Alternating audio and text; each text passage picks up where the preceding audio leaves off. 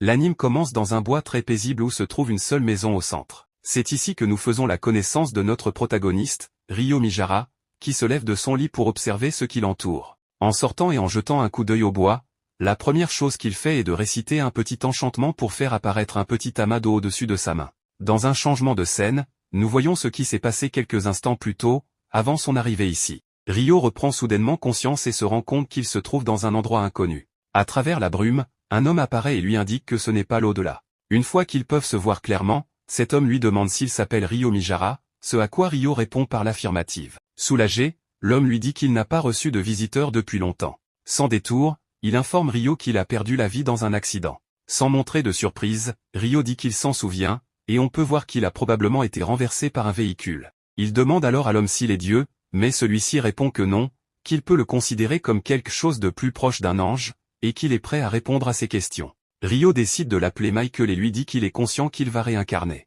Il veut savoir ce qu'il doit faire maintenant qu'il va revivre. Michael lui répond de vivre sa vie comme il l'entend, qu'on ne lui a pas assigné de mission particulière ni d'objectif précis. Cela fait réfléchir Ryo, et après quelques secondes, il exprime son souhait d'avoir une vie paisible et tranquille. En réponse, Michael lui indique qu'il va réincarner dans un monde avec de la magie, appelé Phi. Dans ce monde, une personne sur 5 a la capacité d'utiliser la magie, et l'attribut de Ryo sera l'eau. Comme il souhaite une vie paisible, il réincarnera dans la forêt de Rondo, où une maison et de la nourriture pour 2 mois lui seront fournis. On voit Ryo inspecter le garde-manger, qui est gelé, ce qui lui fait penser que cet état est maintenu par la magie. Michael l'informe également que les monstres ne pourront pas s'approcher de sa maison grâce à une sorte de barrière protectrice. Ryo remarque que l'accident a dû être grave pour qu'on lui offre toutes ces commodités. De retour dans le présent, Ryo commence à expérimenter la magie pour la première fois. En s'entraînant, il découvre qu'il n'est pas nécessaire de parler pour créer de la magie, tant qu'il visualise ce qu'il veut faire. Cela le déçoit un peu, car il aime les incantations verbales et crier ses pouvoirs. Il remarque qu'il ne peut invoquer que de l'eau froide, ce qui l'empêche d'utiliser la baignoire de la maison pour prendre un bain chaud. À court d'options, il prend un morceau de bois pour essayer de faire du feu, mais après un moment à frotter des bâtons, il abandonne,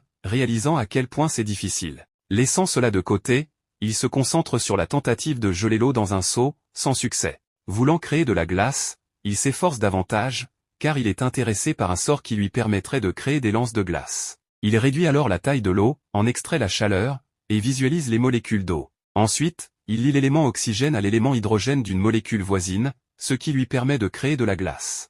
Heureux, il remercie les liaisons hydrogène. Ensuite, il entreprend de lui donner une forme. Il fabrique une sorte de loupe qu'il utilise pour amplifier la lumière du soleil et diriger la chaleur sur de l'amadou, créant ainsi du feu.